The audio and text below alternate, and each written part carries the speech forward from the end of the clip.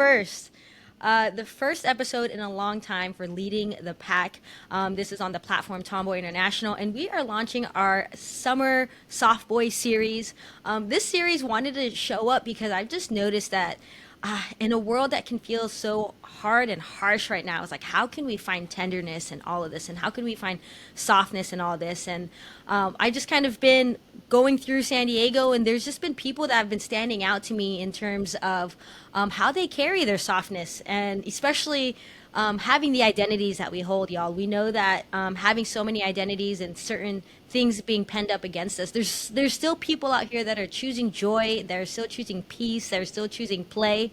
And when I find one, two, or three, I'm like, yo, like we gotta capture this story because they are so rare. And so I'm so excited to introduce y'all Jocelin. She's a DJ and a music producer, a vocalist and songwriter, born in, how do you say that? Nayarit. Tepic, Nayarit. Nayarit. Nayarit. Wow, Nayarit. There But you they go. were raised in Oceanside, California. DJ Jocelyn is Latinx roots and Southern California style, creates a distinct sound sure to make people of all ages move. And I want to talk because you're going to Cumbiaton this weekend. I know that that's something that we were talking about. I remember that was the last conversation we had. You were like, I wanted to come to San Diego, or I want to get involved with it.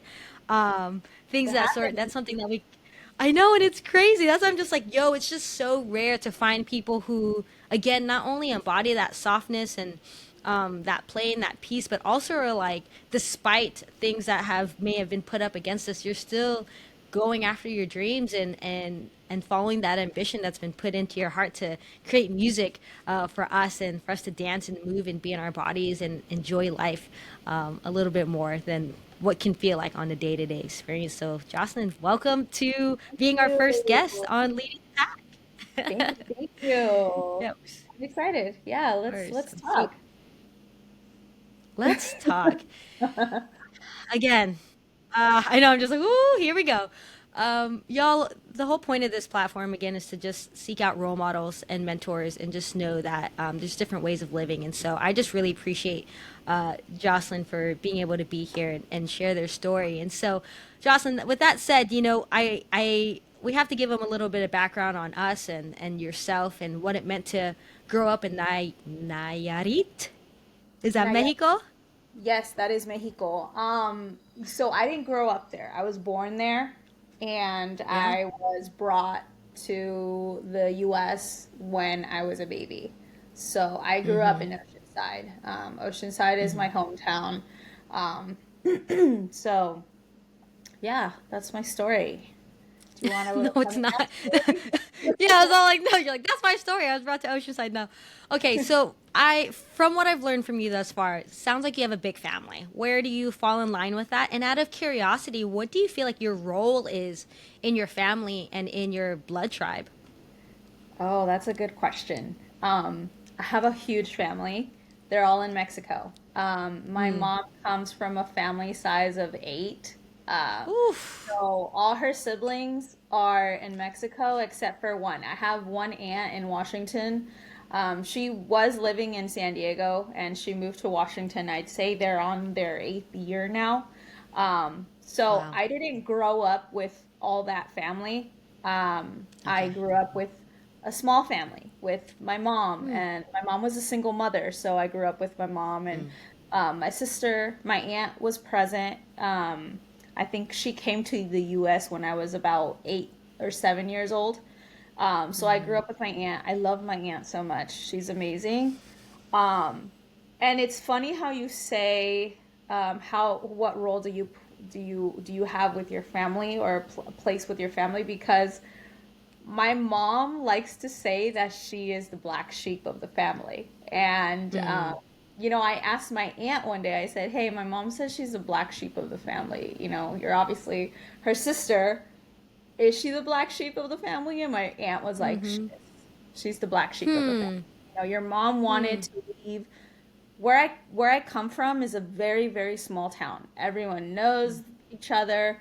Um, and my mom got out of that. She Hmm.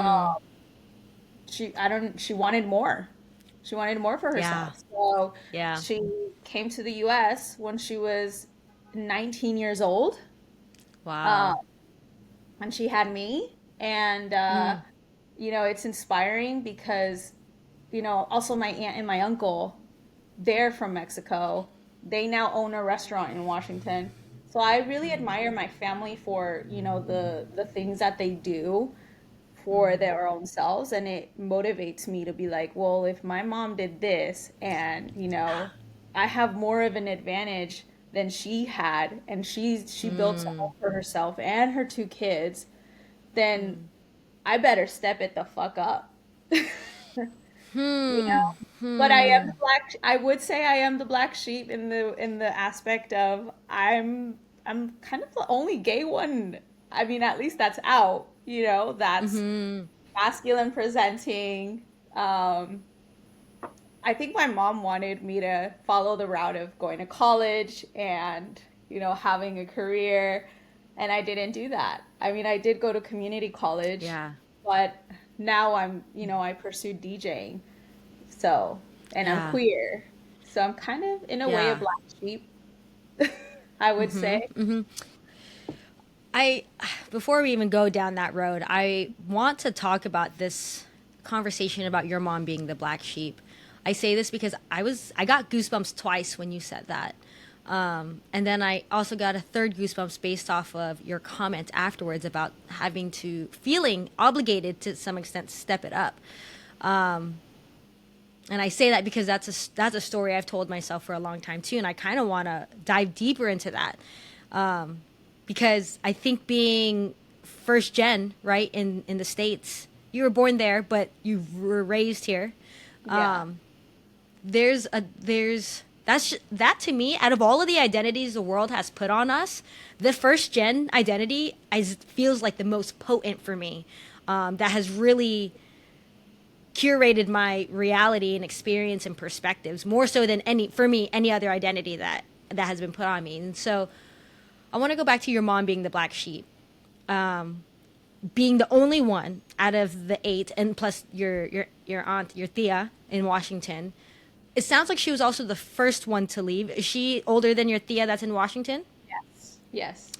She's the And where does oldest. your mom fall in line with the eight?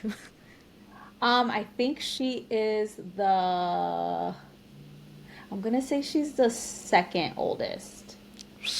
Okay. Yeah. And if she who's older than her? My tia Hilda, and she's in Mexico. Okay. Yeah. So, do you have, out of curiosity, do you have, I know you were sharing, like, she just wanted more. What did that look like? What did that mean for her exactly? That's a good question because I feel that's an interview with my mom. You know what I mean? I'm here for all of the interviews. Yeah. I've never really asked her what she wanted. I do know that she did divorce my dad. She married really young, and she Yeah. wanted to get out of the small town. Yeah. So, she decided to come to the States. And I think also one of her cousins probably motivated her to come. She was like, hey, like, why don't you come to the US? I'm making this much more money. Yeah. But Yeah. I haven't really gotten in debt with my mom about what more she wanted. I just know Yeah. she wanted to get out of that town. Yeah. And and I think that's what kind of blows my mind, right? Is you said that you also want more, you know what I mean, to some extent, and knowing that your mom had that experience. I say that because go ahead. I'm glad you asked that because I used to feel like I wanted more and now I don't. Hmm. I I'm in a place now where I feel constant gratitude and I'm Yes. thankful. Um, so I'm in a very different headspace than I was before. Before I was like, I Yeah. want to do this and I want to do that. And now I feel like my way of thinking and I've become a very spiritual person within the last 2 years. So my way of thinking has evolved. Um, Yeah. So I'm not in in that headspace anymore where I'm like, I Right. want this, I want that. I'm more of like, dang, thank you. Like this is Yeah. happening. Thank you so much, you know? Yeah. It's more so gratitude of where I'm at, which is beautiful because I strongly believe that when you put out into the universe love, light, you know, you're putting good out, you're constantly saying, you know, you switch your way of thinking, it's going to be reciprocated to you. Mm-hmm. But if Mm-hmm. you're in a way of thinking where you're just like, why don't I have this? Why can't I have this? I want more. I want this, where it's kind of like, it's going to be reciprocated. What Right. you put Right. out is what you're going to get. Mm-hmm. Mm-hmm. Yeah, 1,000%. Fun. I say that I want to go deeper into this because I'm in a similar boat. You know, I worked for a church for the past couple years, so it's like it's super potent. But that shift, I remember what it was like wanting more and wanting, you know what I mean, like wanting to do better, wanting to like just keep striving. But I'm also at a place where I'm like, man, I don't know if we realize just how lucky that we're here, and that's Yeah. why I'm trying to get to with our moms. Our Absolutely. moms, we so happen to have the moms that were the black sheep and wanted more. Because my mom is also the only one that came from the Philippines, and is the only one here, And so I'm curious if your mom also had experience, again, this first gen experience of, and this is my perception of maybe my mom, but there's this guilt and shame of being here. Again, that access to resources. And also, I know for us, we always sent home these big boxes and we are always sending money home, Yeah. um, Yeah. which is a lot, My which tia is a and my lot of family, they pressure. do that often. Yeah, they work Yeah. as a team. You know, they communicate with their parents. Um, I'll sometimes hear my mom on the phone with my tia, and they're like, "Hey, you know, so and so is happening. Should we send them money?" You know, Yeah. they're in communication with my family, my grandparents out there. Um, Yeah. I I wouldn't say I have such a close relationship with my family in Mexico. Like I know who they are. I say hi, but it's kind of difficult to have a relationship when one they didn't see me grow up. Um, Hmm. so it's not that I don't want to. It's just it can be difficult sometimes. Where do you think you would be if you didn't have your mom as your mom? I ask that. I know. Dude, I ask myself that all the time. You know what I say? I say, where would I be if my mom did not bring me to the US? Would I even be queer? Would I have never experienced that? Maybe I would have, and I would have been closeted because growing up in that town is very different. Hmm. Um, and Mexico is very different. I don't know. I ask Hmm. myself that all the time. And I am so lucky that I have my mom, that I got the mom that I did in this life because That part. my mom has always loved me for who I am. And um, again, I'm blessed that I got the mom that I did. My mom Yeah. loves me Yeah. for me. Yeah, yeah. Tell me what it was like. Let's talk about growing up. Who were you? Who were you on the playground? I Who was were you playing in with boys. class? Yeah. You're probably gonna laugh because when I was little, I kissed a lot of boys. Yeah, you did. Yeah, you did. I was kissing boys too, kind of. Yes, I don't know what I was but doing, but I would play with the boys a lot. and I would kiss the boys. I'd play with them and I'd kiss them. I play with them, I kiss them, be like, ooh, he's cute. Um, but yeah, I would play with boys a lot. Boys were fun. They played sports. I played baseball. I played soccer. I rode bikes with them. I rollerbladed Yeah. with them. I remember our apartment complex was filled with boys, and there was one little girl who was, I think, 1 or 2 years younger than I was. Yeah. And one day, my mom, this happened when I was like maybe 8 years old. My mom was like, Yeah. "You have to play with Myra." And I was like, "Mom, no, I don't want to play with Myra." And she's like, "She Yeah. wants to play with you. You're the only girl, so you have to play with Myra." And I was like, Mom, I Yeah. do not want to play with Myra. I was miserable. She had dolls. She wanted to play house. I was like, what? No, I don't want to play with Myra. I really forced myself to play with the little girl. Yeah. Um, but I was so upset at my mom for making me play with the little girl Yeah. because I did not want to Oh. play dolls. Yeah, yeah. It's and that's what's so interesting, right? It's like it's something that's so innate in us of the activities that we want to partake in. I don't know about you, but how did you feel about you're like I don't want to play with dolls. For me, I was like, Mom, after kindergarten, she put me in a dress off kindergarten Yeah. picture day.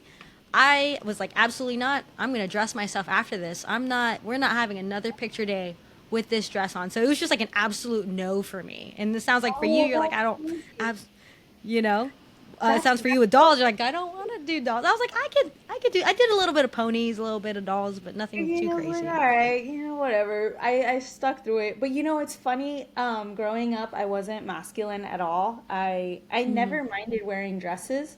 I think the one Mm-hmm. what I did mind was my mom doing my hair, but I feel like it's because they freaking pull your hair and it hurts your Mm-hmm. head when you're little. Mm-hmm. So I've always had my hair long and down. Yeah, I always had it down.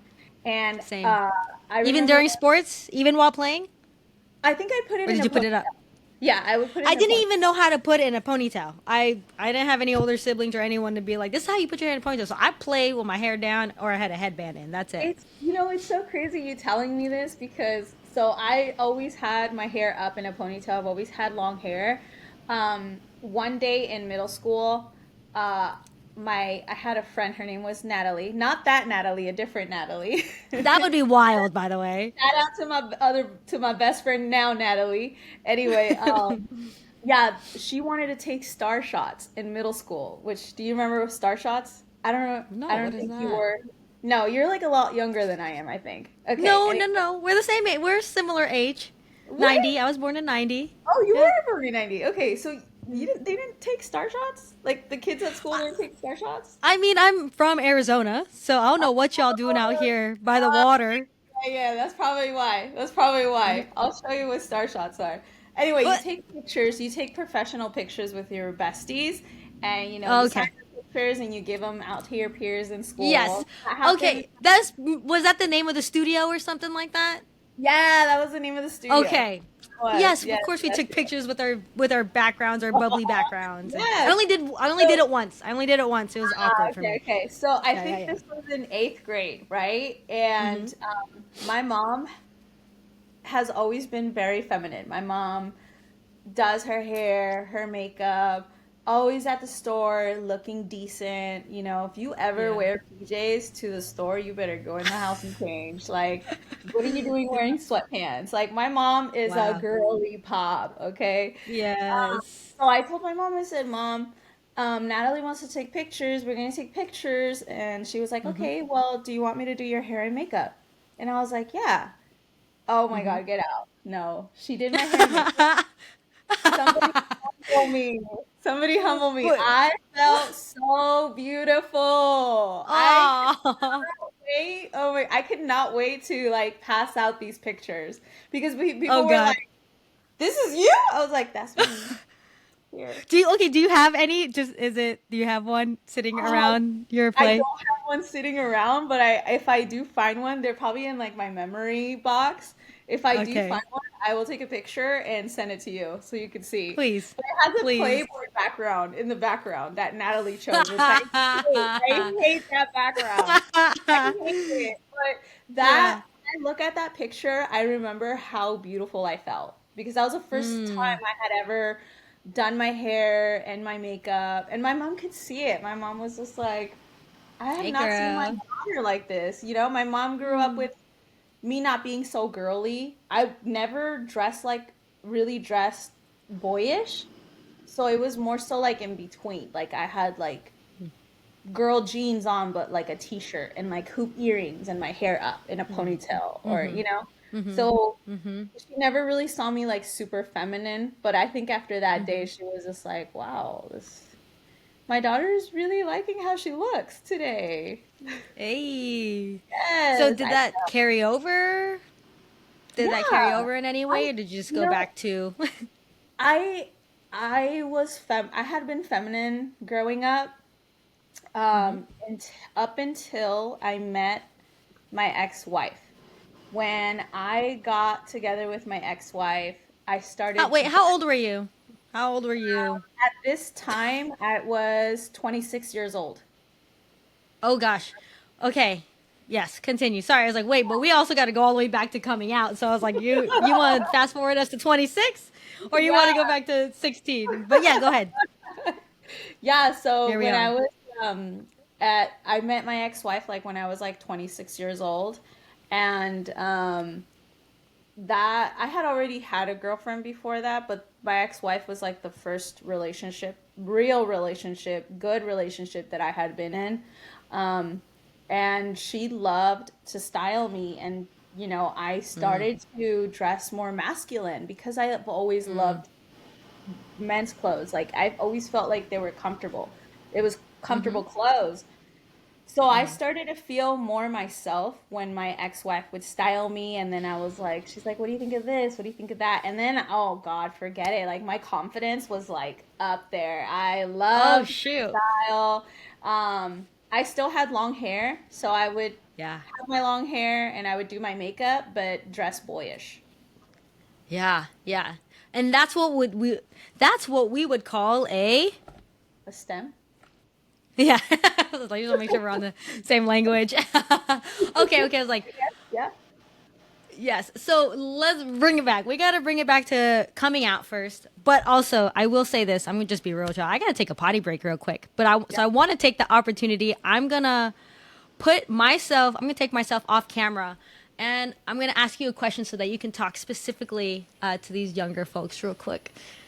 My question for you to share with them: if there's a young person right now who is watching this and experiencing wearing dresses and makeup and things of that sort, and maybe their family's forcing them to do it, what advice can you give them while I take this little break? Man, what advice would I give them? And your family's forcing you. It's difficult for me to answer that because I've had a mom that's been very supportive of my identity. I can only I'm big on boundaries, so it's a tough question for me to answer, mainly because I haven't been put in that situation, if I'm going to be very transparent. My mom has always been very supportive in my identity.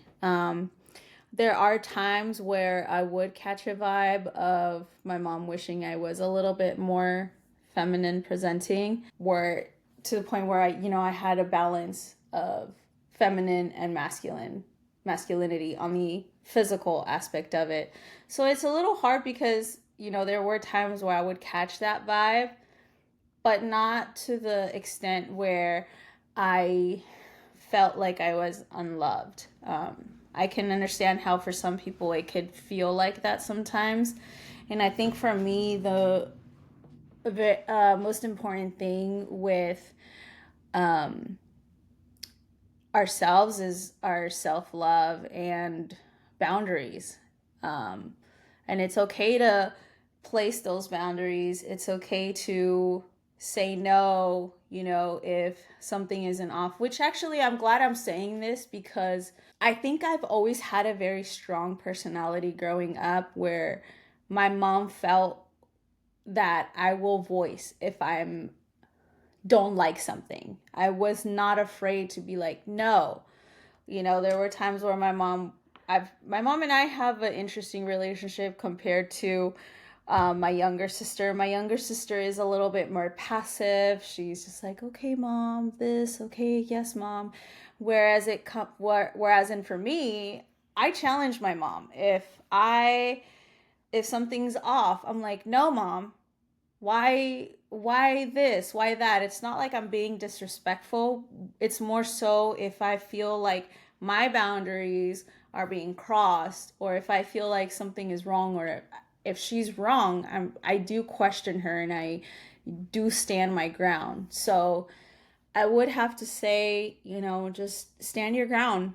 Um, don't be afraid to voice how you feel and how it makes you feel when your family member is forcing you to dress a certain way. It's okay to say, I'm not comfortable with that, or that doesn't feel like um, I'm being myself, sort of say. So, hey, welcome back. Hey, I hey. don't know if you caught a lot of that, but that was a difficult question for me to answer.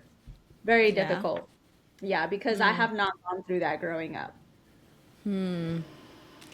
Yeah, I think you shared earlier about how you've always had pretty firm boundaries. Not oh, I mean maybe not always, but I mean even just as a young person, do you think why do you think that is? Do you think you learned that somewhere? Do you think it's an astrology sign thing? Like You know what? where I how really does someone feel cultivate boundaries? I feel like now I have boundaries, but I think back then I had them without knowing I had them.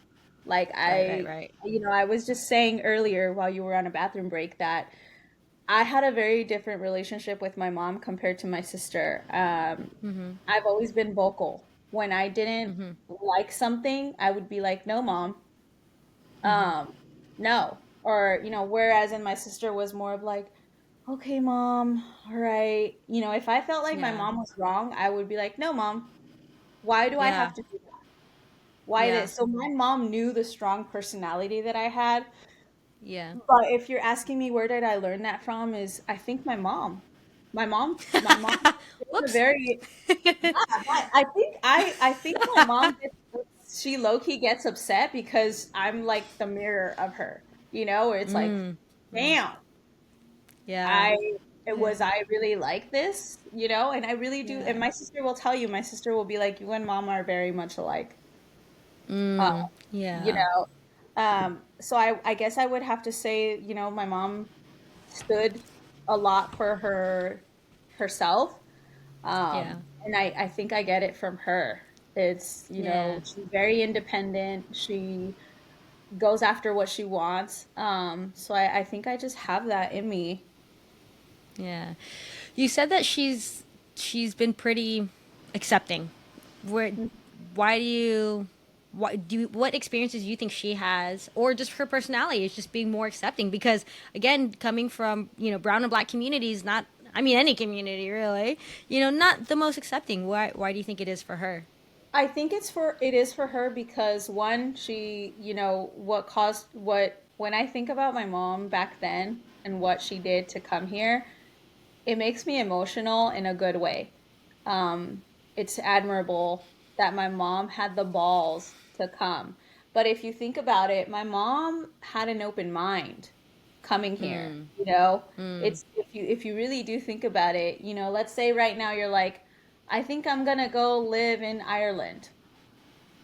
That's scary. I wouldn't want to go live. I would, like, or live in Japan. It's a scary thing. You really got to put a lot of work into learning a new language. Especially if you're gonna go and live alone. Can you imagine that? You know what I'm saying? There's a lot of work into that. So my mom, I feel when she came here, it opened up her mind a little bit. And as the years went by, it made her open up her mind more with how people grow Yeah. up here versus how people grow up in Mexico. But not only Right. that, but she also has a gay best friend. She made a gay best Okay. friend out here in the States. Um, Yeah. there was one situation that I never forget, where his name's Juan, by the way. And he was um, jumped at a club because they would go my mom would go dancing a lot, maybe like 15 years ago. She loves to dance Latin dances, Latin dancing. And there was a situation where Juan went to the bathroom and men beat him up, Yeah. and he ended up really bad. And I think my mom seeing her friend like that also was like, it made her realize something that's like, that's not right. Mm-hmm. It Mm-hmm. opened her eyes and made her mind change, I guess. I don't even think my mom ever saw gay people as something wrong. Mm-hmm. She's just had an Mm-hmm. open mind, and that was her best friend, and I think it tore her up inside when her best friend came out of the bathroom like that at a club because Mm-hmm. these men were upset at him because one, he's gay, and two, he dances with a lot of women. But he's a fucking awesome dancer. He's an amazing. No, Yeah. I'm dead ass. Yeah. He is such a good dancer. So I really Yeah. I felt like my mom saw the hate in all these men Mm. towards her best Mm. friend. Um, Mm. but it also, I think it helped me because she had Juan as a best friend. Yeah. Yeah. Yeah. That's so crazy to think. Yeah, I still cannot think about what it would be like to have a different mom because my mom was also very accepting, and just allowed me to be. I mean, same way. I was like, I would fight her on it. I'm like, not wearing those clothes. I'm not, and I would Mhm. always ask why. Like, why are we doing this? I'm confused. But it was just me in the house. You know what I mean? I'm actually the youngest by 15 years, so it was just me and the first one born in the States. So they kind of just attributed to like, oh well, this is our first American child. They're not going to be, they're not going to fall in line with Filipino traditions as easily. And so I kind of want to get to that point of coming out. Like, do you think when you told your mom, she was like, yeah, I was like, I expected that, or like, what was that experience like for you? Because that was the experience for me. They were just like, yeah, and I used to kiss girls too. I was like, whoa, mom, wait, Okay, I didn't so want to check know this. all that. Okay, so check this out. I had this best friend that I was involved with, How old were and you? we were best friends from my freshman year, and after I graduated is when we started to get a little Oof. closer. So I Mm-hmm. was this era of mine was very closeted. This High school? relationship was well, it was after high school. Like we were just Oh, best gotcha, friends in gotcha. high school, but it didn't happen until after high school. So this whole era between 18 years old up until maybe 22, 23 years old, that whole time I was closeted with her. Um, and after I ended that, maybe like a year or 2 years later, I was at the store with my mom, and my mom was asking about her. And she was like, "What happened to her? You guys were so close. You guys were best friends. Why? What happened? Something must have happened because I mean, if you think about it, we were best friends from my freshman year. So this person was in my life for a very long time. So my mom was really curious as to why this person was no longer around. And we were at Walmart, and she just kept insisting and insisting on wanting to know why.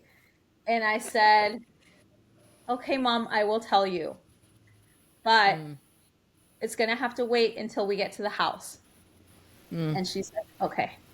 So we got to the house, and I said, "Mom, the reason why this person is no longer in my life is because we were involved together romantically." And she's like, "What?" And I was like, "Yes." So she's like, I was like, "Yes, mom, I'm gay." And she's like, "I'm not surprised that you're gay. I knew you were gay. I'm Yeah. surprised that you kept that a secret for so long." So my mom Oh always my knew I was goodness. gay. She's always she's like, "Were you afraid to tell me you were gay for a while?" I was like, "I wasn't afraid, but I don't know when I was gonna be ready to tell you because I'm Yeah. still new to opening up about it or coming out about it." When I ended this whole relationship of it being a secret, I was still trying to like figure out how I was coming out. I kept it from we had the same friends. We were in the same friend group. So our friends were even mind blown. They were like, "What the fuck? How? Like we had no clue. You guys hit it so well."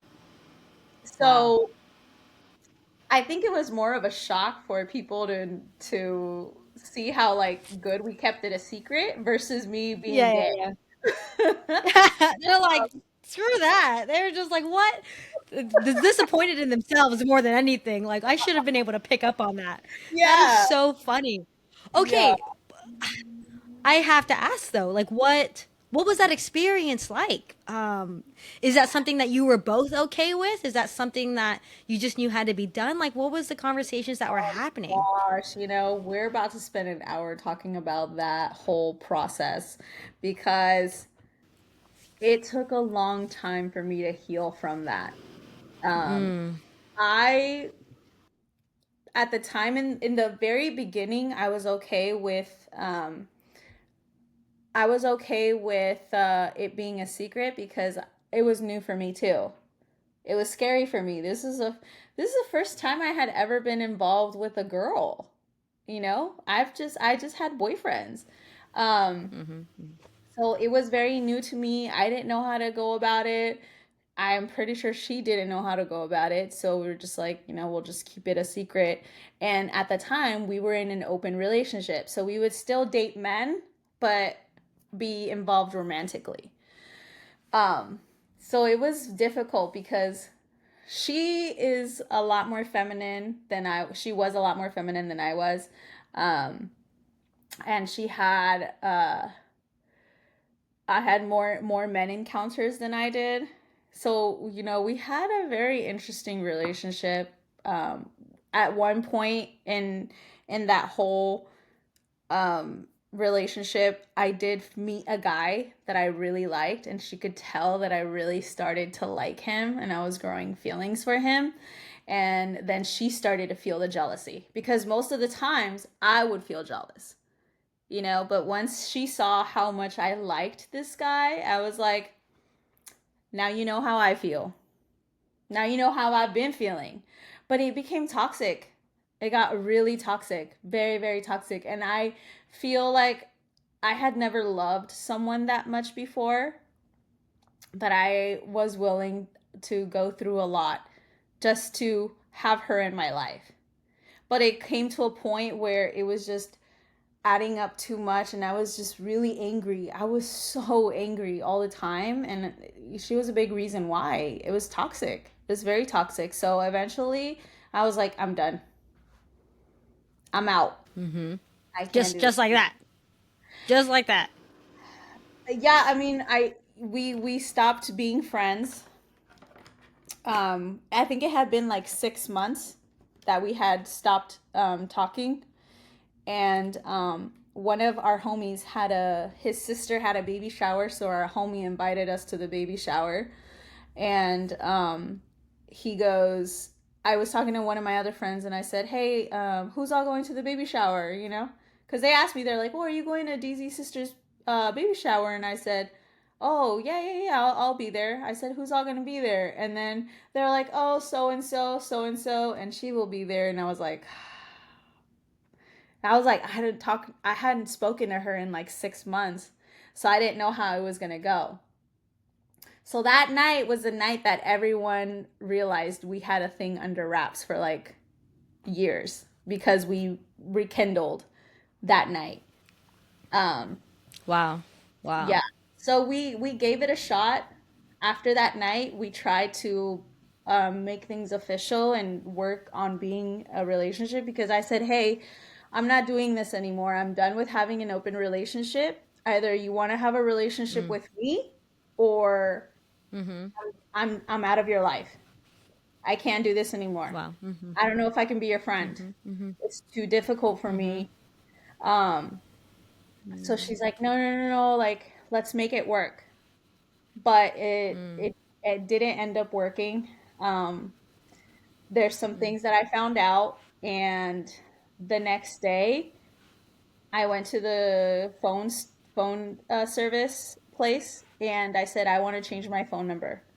I changed my phone number and I Wow. blocked her. I blocked her on all social media platforms, and that was a time where my roommates and I were moving to a different apartment, so she couldn't even be like find me if she wanted to at the apartment that I was at because we were going to move in 2 weeks. So Wow. that was my way of Hmm. starting over, and ever since then, that's it. Yeah. It was Yeah. rough.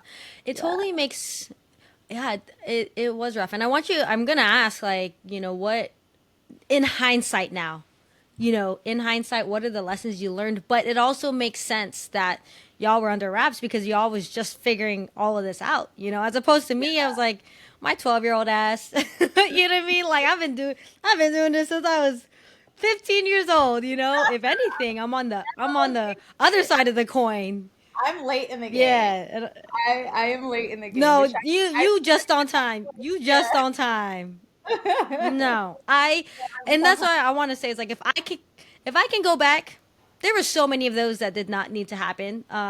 In hindsight, but it had to happen for me in my story. But man, if I can just tell young folks out there like, ain't no rush, you right on time. And really more than anything, we have to ask ourselves why are we getting into these relationships? And for me, in hindsight, I was doing that because I was trying to compensate for what I didn't get with my mom. My mom relationship, she's an entrepreneur, she's self-employed, so she was there, but she was never present and there with me. So I was seeking that in women, and so it makes sense that I started off young. But I think now, in hindsight, I want to be like, anytime I get into a relationship with someone, it's because we're adding to each other's lives, not taking away. And so, yeah, could I have gone back and probably maybe a couple were worth what the effort, but all other 8, 9, 10, 12 of them unnecessary.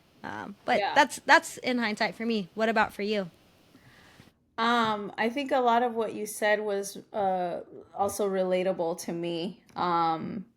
Uh, I in high school, yes, I had boyfriends, but I was never in love. This was the first time where I felt like I was in love.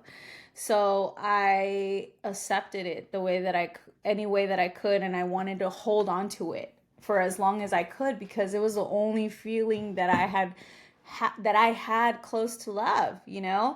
Um, my mom was a single mom. She was always working.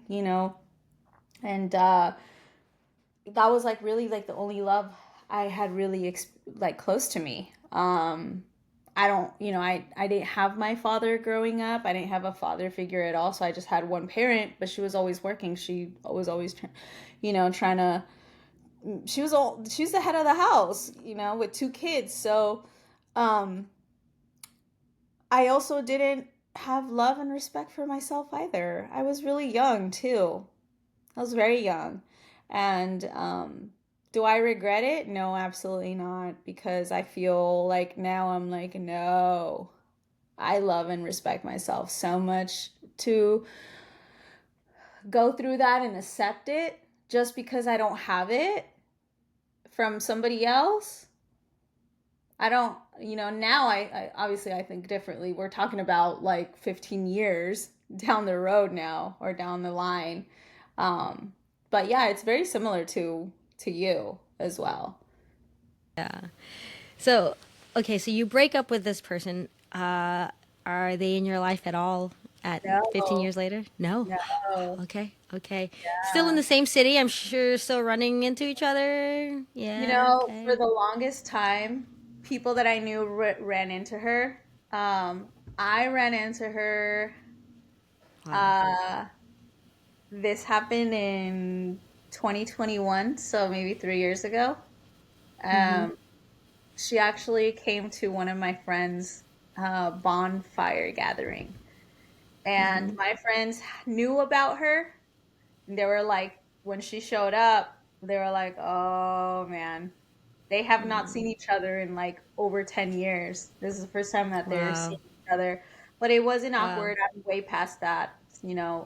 She came with a guy, and the guy was introducing her to everyone. And then, he looks at me. He's like, "Oh, and this is Jay." And I was like, I look at her, and I was like, "Hi." And then she looks at me, "Hi." Hey. That Hey. was it. That was That it. was She was it. doing her thing. I was doing my thing. I wasn't bothered. I wasn't bothered because I was at my best friend's house. She's more of the Yeah. stranger in this social setting. So Yeah. I think she felt more uncomfortable than I did. I was at home. Yeah. Yeah. Yeah. So you break up around with this person around 22, 24, and Yeah. then there's a 2 year gap. I'm sure loving yourself, healing, all the things. And then I hear a marriage coming along. Yeah. And so what I'm also hearing is that you were more feminine than you are now presenting up until this time, because it wasn't until your wife, ex-wife at 26, started dressing you more masculine. And then you start feeling yourself in a different way. I'm just curious. She didn't dress me, she would style me. I asked. Style. Thank you. Yes. She didn't, Gotcha. she wasn't, I don't want you to make it seem like, or, put it, I don't want to put it in words where she was dressing me. I Gotcha. wanted to be dressed like this. Yeah. So and she's very into fashion. She loves fashion. Um, Gotcha. so, um, I, I wanted to be styled. One day she's like, I was like, I'm down for you to style me. She's like, really? I was like, yes. Yeah. She's like, okay, send me styles that you really like so that I can Mhm. get to know how you would like to be dressed. And then we'll go from Mhm. there. And I was like, okay. Mhm. So then Mhm. I started to send her a bunch of like pictures of like styles that I like love. And that's how it started. Like we would go shopping, and oh God, I loved bringing her shopping with me because she also helped me venture. Back then, I would only dress in black. I was always in Hmm. black. Black was Hmm. like my color. And she's like, don't you want to explore other colors? Like, there's Mhm. so much cute clothes like in different colors. And I was like, okay, fine, I'll do it. So I started Yeah. to like venture out into different colors and different styles, and I really loved how she would style me, and then eventually I had my own style, you know? Yeah. Yeah. I wanna talk more about that, but I want to wrap up on the relationship part, because how does, and I say this because this is something I've been observing, I've experienced. It looks like lots of folks just be having ex-wives now. And I'm like, that's not where I'm at. What y'all doing out there? But I'm just curious of how that even is like cultivated. And also, again, I want to acknowledge y'all. Jocelyn and I are alive during a time when gay marriage wasn't legal. And then it became legal. So if you're watching this and you're younger than whatever year that it was legalized, just know it wasn't always that way. That we got to be alive during the time where to witness the turn in that. And so I know for me, when that got passed, blessing, but also I was like, dang it, now this conversation's gonna come up when you're in relationship. Before, I was able to sidetrack it and be like, oh, it's illegal, sorry, we don't gotta talk about it, but now it's like it's on the table. It's on the table, and it's something that people want. And so yeah, I'm just curious that you got out of this situation from freshman year, obviously, and then after high school, and then marriage. What? How does one Oh, know? That's my thing. I just want to know, like, how does one know, and like taking those next steps. And from what I heard, it's ex-wife. So like, what? You know what I mean? So I guess I want to talk about this because I think it's a conversation on the table, but I also want to talk about, I've just been seeing patterns too, and I'm just like, why does everyone have an ex-wife? Is it what happened here? yeah. Um, and so just to give some breadcrumbs to be like, hey, y'all, like, know this if this is a conversation that's on the table, and what it may or may not look like through my experience and my story. Um, I wanted to stay married, but and I don't want to I'm trying to find the words because my ex-wife is not an ex that I'm like fuck my ex. I had a very, very beautiful relationship with my ex-wife. Unfortunately, what I think got us separated is just unhealed things within her. And she just kind of lost herself in the process, like a couple years down the road. Um, so I think there were a lot of things that she didn't heal from before she got with me. I had already been healed. I had been single for a couple of years now. I was, I was like, when I think about the time before I met my wife, I'm like, damn, I felt so good back then. I mean, I feel good now too, but at that time, like, well, yeah, I was. I was a really, really happy girl, you know? But I just feel like her unhealed trauma is what interfered with us pursuing something further or continuing to grow our future together. Because Yeah. my ex-wife is a very beautiful soul. Just she's very she just, what's the word I'm looking for? We worked really well together. We did. So unfortunately, I feel like that's what um, interfered with our relationship. So if you can give advice to people who are considering marriage, yeah, what advice would you give them? I think us as women, we tend to move really fast. Um, Obviously, we're not like men, you know. Women, we talk, we We talk. talk. Um, Yes, we do. but it's okay to take your time. You don't have to rush anything. You really don't, because if you really think about it and you think about a friendship, right?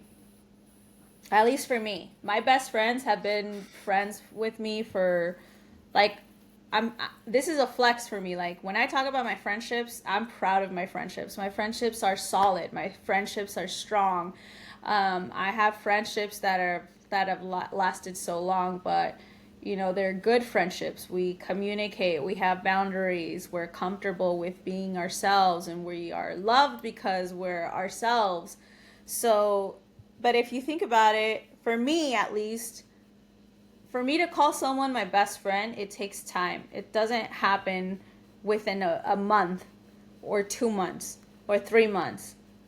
Maybe after a year or 2 years, and I'm like, that's my best friend, and then they just like stick around. So take your time. That's how I feel you should treat your relationships as well, because it's going to take time for you to get to know someone and really see different levels of how they are. How are they with their family? How are they with, their other friends? What's their dynamic at work? There's so many levels of getting to know someone. So take your time. There's no rush. If they're There's into no you, rush. they're not going to go anywhere. That part. I really appreciate you saying that. Like, and I want you to know, like, I'm not trying to like hark on it in a way to like, to, you know, pick at it at a scab. I think that there's lessons in this for folks to learn. That's why for me, I was just kind of like, what's this pattern that's happening? You know what I mean? I was like, I don't know about y'all. I'm young as heck. You know what I mean? I was like, I ain't trying to do that, but I go ahead. say that because I wish I had taken my time. That's Exactly. why I'm saying that. Exactly. Yeah. Yeah. Yeah, and I love that you acknowledge, like, because we are in female bodies, there's molecules and DNA to this where we love to talk, we love to share. Like, one thing that I think about is that the way that guys, like folks in male bodies, connect is by doing things together, and the way that folks in female bodies do things is by talking to each other. And this is something, y'all, we can go back to like our tribal days, like when folks in male bodies would go hunt, they're doing something, they're fishing, I don't know what they're doing, they're building things.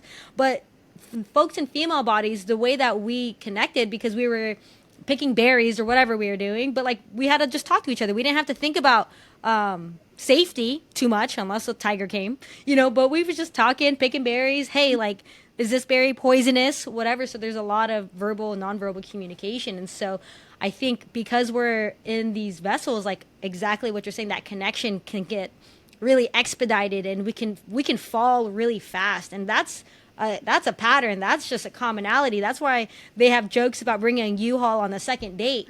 And so I think Yeah. that's just something that we need to like realize, that things have only gotten faster due to technology, but man, yes, that's the case, but our bodies and our minds are still 2,000 years old, y'all. And so there's this tension that we have to balance when it comes to the way that we are in relationships with others, and especially queer relationships, because there's a lot of different perspectives and stories on how to do that. But I agree with that slowness in general. I think embodying slowness in life beyond our relationships is so important, and something that our generation will have to learn how to navigate that has never been navigated before. So as it is in the world of technology, it's also the sameness in relationships, y'all. I don't know how to.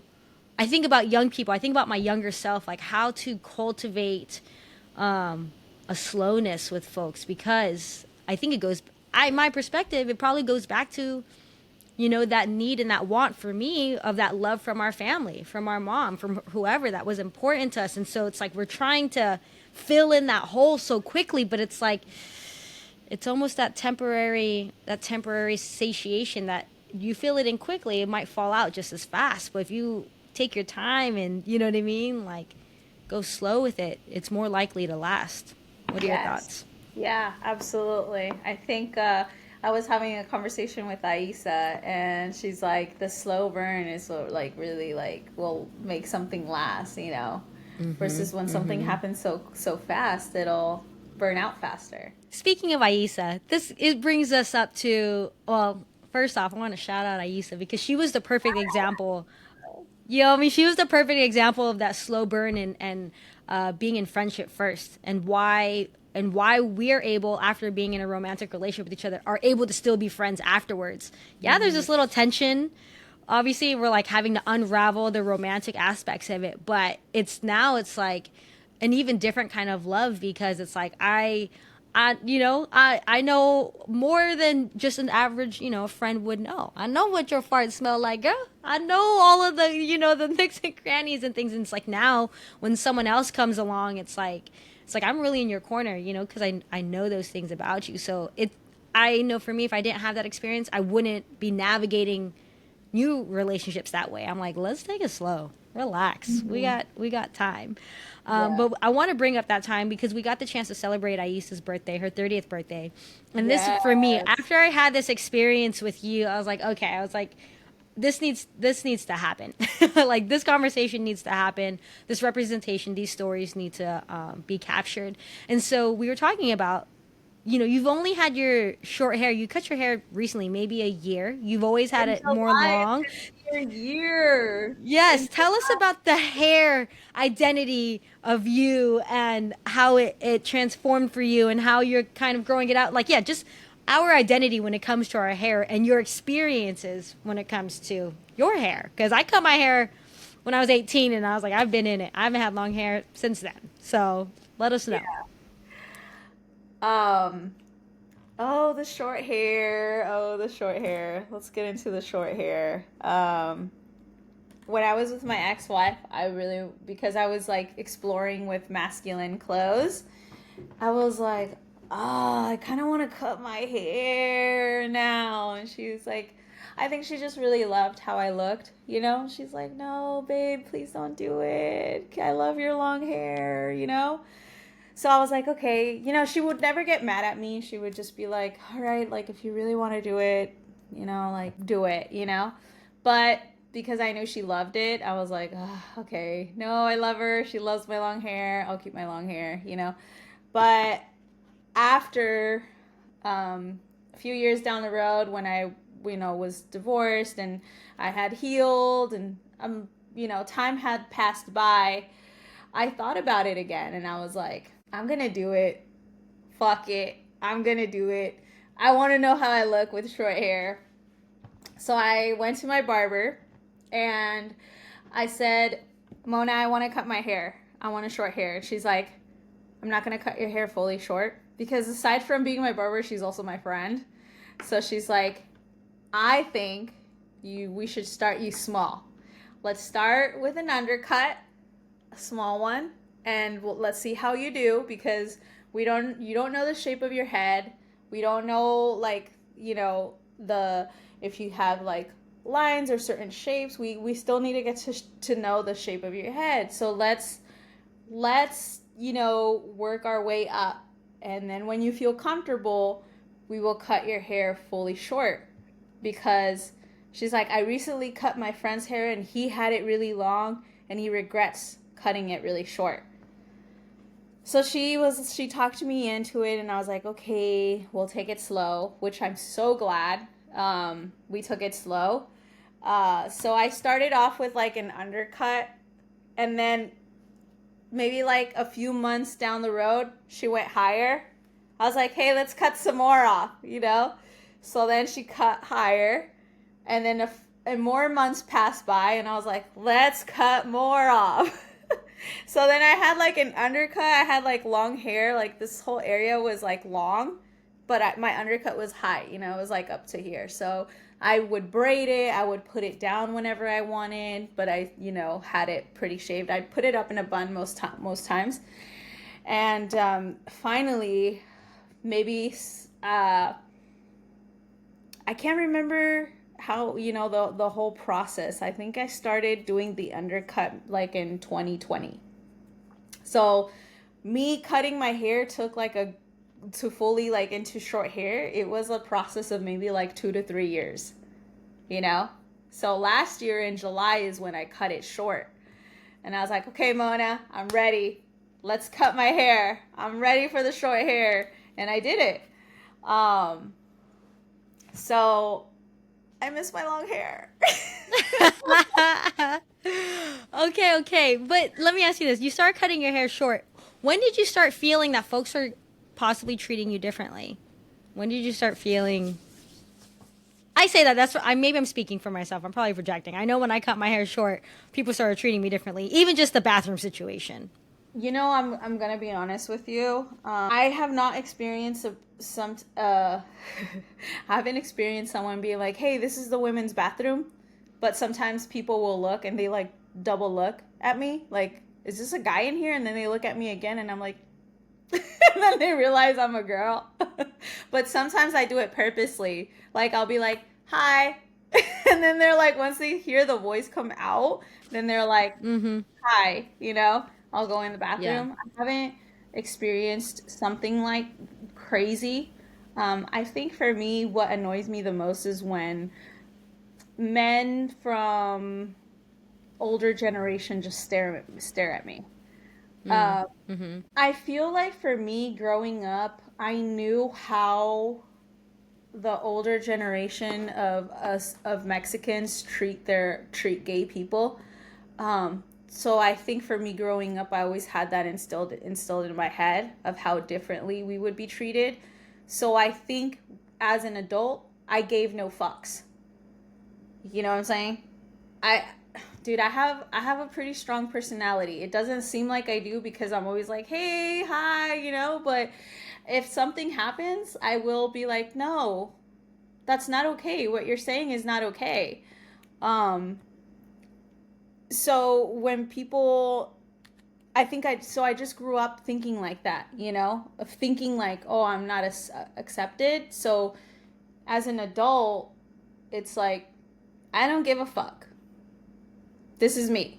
I'm me. I just don't like when men stare, Yeah. you know. And I'm kind of, there's certain situations where older, like if we go to maybe like a public setting when there's like a lot of Mexicans and like the older men stare and they're just looking at me. I stare at them for a while and I'm like, "Hola."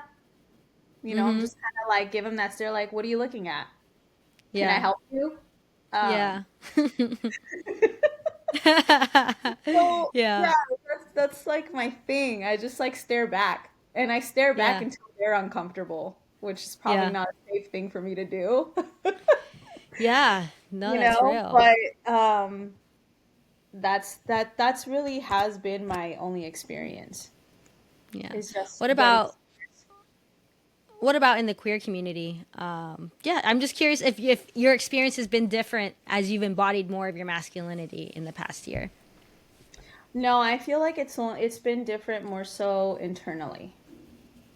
How so? More so because I think, you know, I have been so used to being feminine and I'm very in touch with my feminine side. So, um, there's things I do miss because before I felt like I had a balance of being Mm. physically, uh, I had the balance of, you know, being physically masculine and physically feminine. And I don't have that. I don't feel like I have that anymore. So it's just been a battle within myself that, hey, just because you look like a complete boy on the outside, it doesn't mean that you're not a female. Like doesn't mean that you have to lose that little side of you. Because I miss wearing makeup. I miss wearing my hair down. I had the balance of one day just being completely masculine and another day being a little bit more girly. So I do miss that. You make it sound as if you can't do that anymore. I just miss my hair. I think long hair is beautiful, Yeah. you know? But like you don't why not wear makeup now? Why not wear more feminine clothing now? I could, but I've never really liked feminine clothing as much. I Or love men's clothes. I think more mhm. so where I want to have the feminine look is in my hair. I'm so attached to Yeah. my hair, which has made me realize how attached I am. And I Yeah. feel like it's because growing up, I've always had long hair. Yeah. Yeah. Yeah, I mean it's such a recent change and that's why I'm like I remember when I had a friend, I went with them to get their hair short for the first time. I was like, "Hey, like based off my experience again, but this is in 2008, you know. I was like based off my experience, like the world's going to look at you just a little bit differently, you know, Yeah. and exactly what you're saying, the way that you exude that masculinity, naturally, because you can kind of, my experience, you can kind of feel people trying to like kind of buff up on you. I'm just like, what the, you know what I mean? And I'm just like, I ain't trying to fight nobody, you know? And Yeah. so I've noticed that too when it comes to other masculine center folks. And I'm just like, why y'all buffing up? I was like, we aren't men. Like we aren't, you know? I was like, You you see, buffing up for no reason. yeah, but see, the thing is with me is that I'm not afraid to tell a complete stranger that I'm not like that. You know, I can easily be like, "Hey, man, chill. I'm just a girl."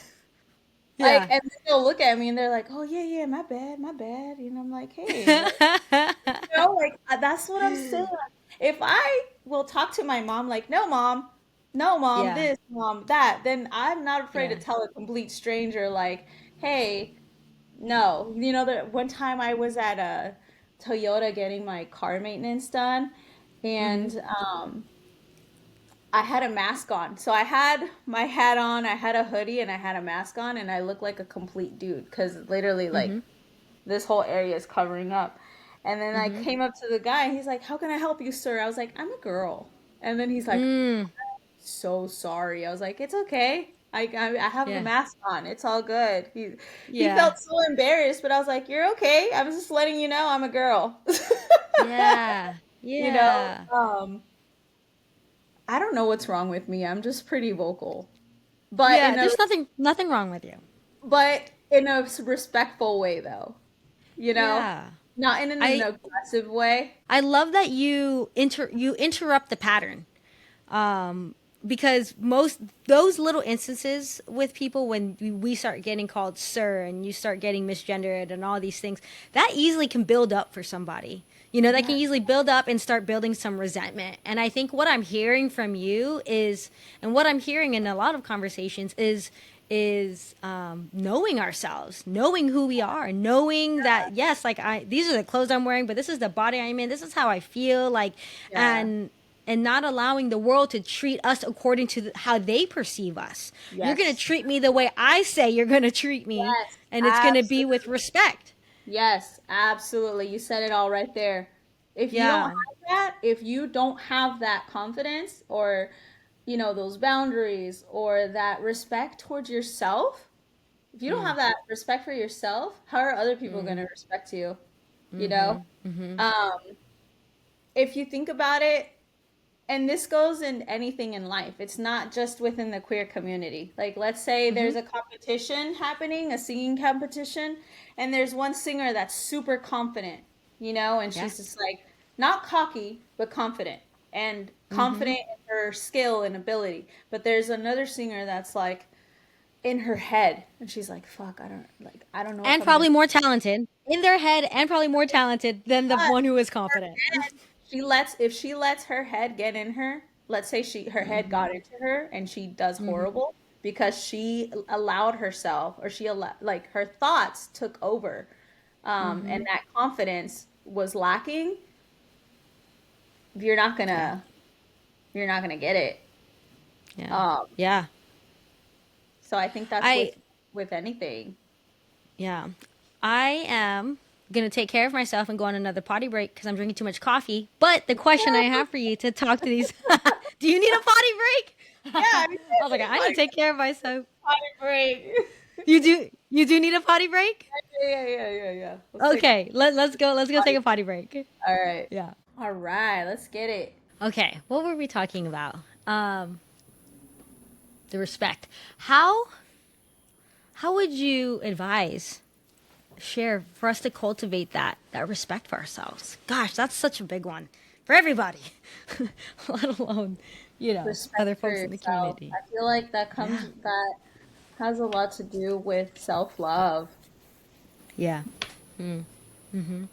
How does one cultivate self-love? I think that's a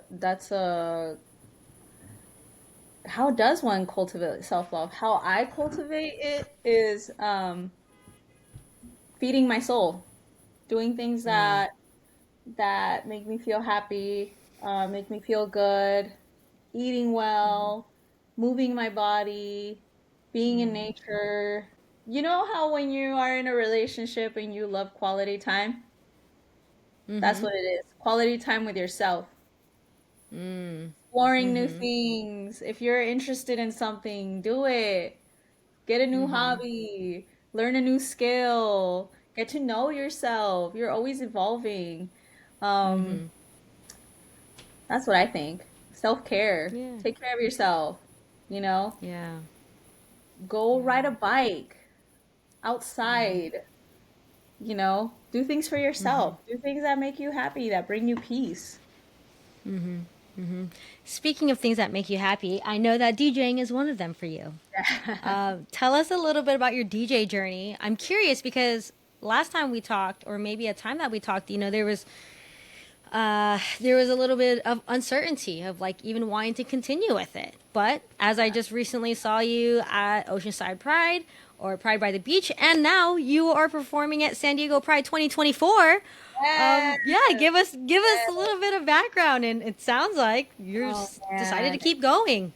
Yeah, you know what? It's not the there's it's happened often, and I feel like it happens in any area of life, right? Where you're just like, do I want to continue doing this? It's like anything that you do, it is a relationship. And that's how I also see my love for DJing is it's a relationship, It's not always going to be great. You go through your obstacles and your challenges, and then there's times where you're just like really really going through it and you're being tested, and then a blessing comes, and then you're just like, this is why I do it. This is why I love to.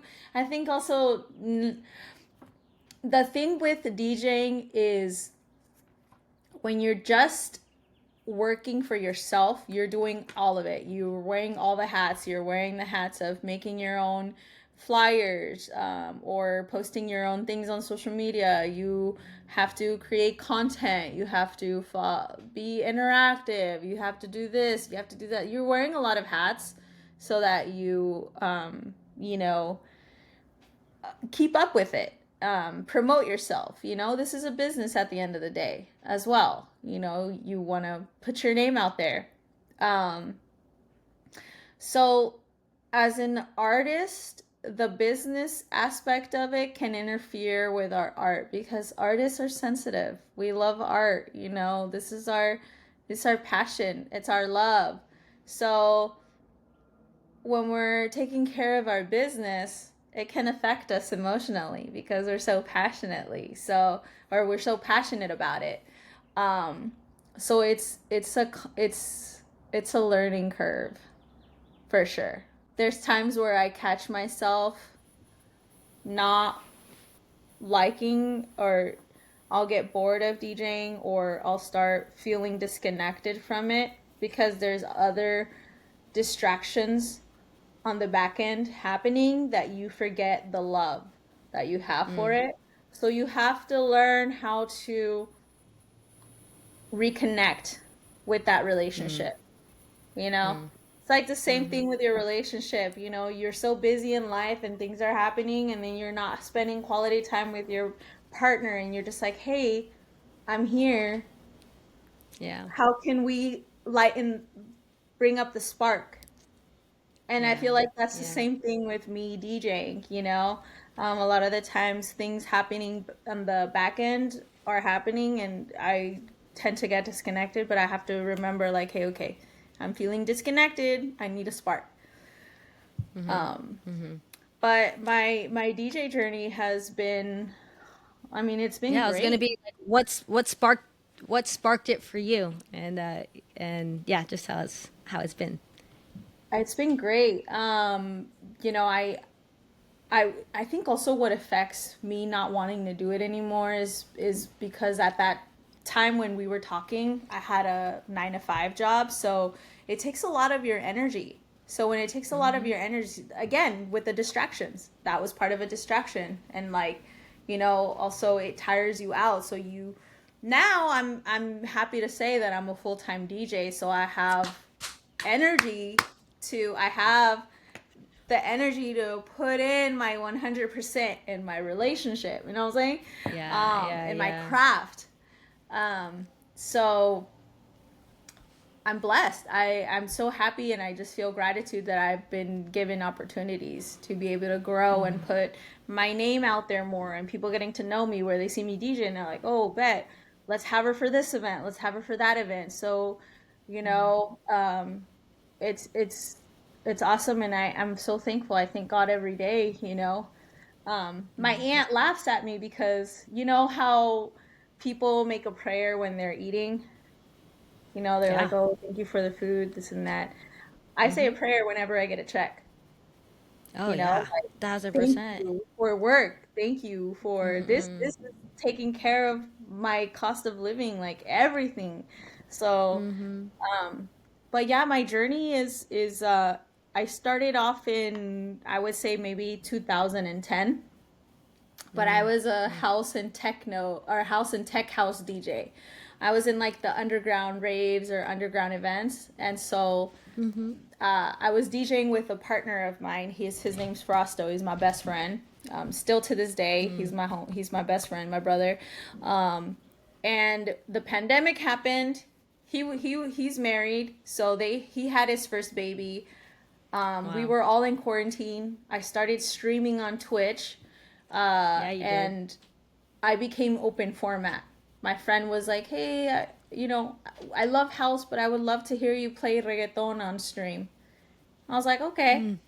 So I started playing reggaeton and then hip hop, and then I was like, "Hold on, I'm a lover girl. Let's have some R&B nights." So then I started having R&B nights on Twitch. And it just evolved from there. And once things started opening back up, I also networked with a lot of DJs on Twitch that helped me because now I'm like helping to get booked in other places. And it just grew up from there. Yeah. You know, people got to know me and I networked, you know, and it's like a domino effect. Yeah, I love And that. now That's I'm so here. cool. So, and now you're full time. This is your first time going full time. No, it's my second time. Your second time. That's so cool still. Yeah. Yeah, I love that. Out of curiosity, is there something else that's kind of, you've been doing this for a very long time. That's about 15, 14 years this year. Is there Yeah. anything else that's kind of chirping in your ear that wants your attention and wanting you to cultivate beyond DJing? Um, when quarantine happened and I was DJing, I did create an album. Uh, Wow. you know, that's when I produced and I wrote my album, and I do miss making music. So that has been ringing in my ear a little bit because I'm like, hey, it's been 2020 since you dropped your first album. Now we're 4 years later, you haven't dropped anything new. Should we drop something? So it's been lingering in my mind. Okay, Juices, okay. our juices has been flowing in there, you know. So Good. it's been on Yes. my mind. Well, There's things I want to do still for sure. yeah. Well, if that does come up, please revisit us here so you can share more about how that process is going. I have two more questions for you, Yeah. Jocelyn. My first question is your spiritual journey. I think that this is something that is Ooh. important. It's coming around. I say it because, yeah, because I think there's a lot of potency in this. And also just like how to cultivate that in a world that is right now. But I also just want to know more about your journey and where you're at and how that's been percolating in your heart. Yeah, let's talk about it. This happened a little bit before I became fully self-employed. So this is, the first time I was self-employed was in COVID, before pre-COVID times. I was, door dashing, I was doing Lyft, and I was DJing. So I was doing all those things. But then once COVID hit, I stopped writing for Lyft, and I stopped, I didn't want to be around people. So I when COVID, I think maybe like 2021, I was like, damn, I need more income.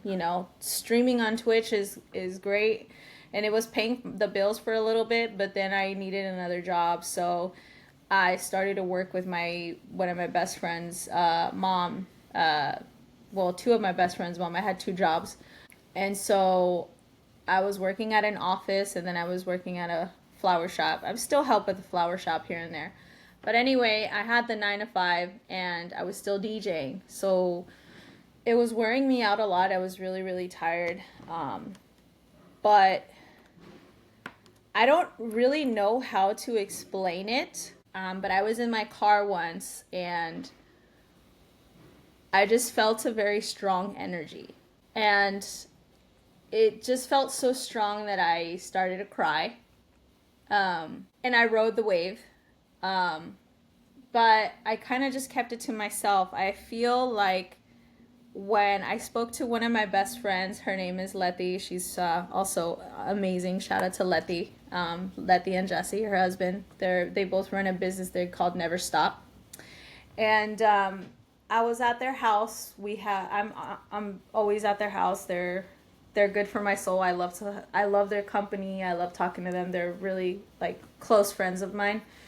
And I was talking to Letty and I was, sharing my experience. And then she said, are you experiencing this? Are you experiencing that? And I was like, yeah, these are things I'm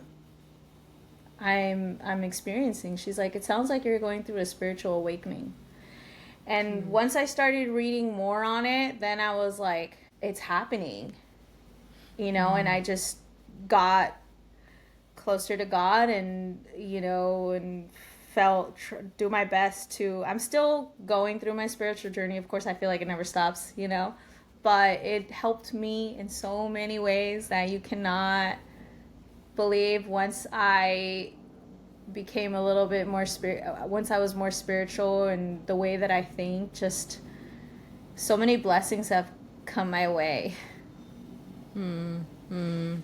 It leaves me speechless, to be honest. Yeah. Where were you at prior? Like yeah, what was life like prior to working on this relationship? I actually grew up Catholic. I don't consider myself Catholic. My mom is very Catholic, very, very religious.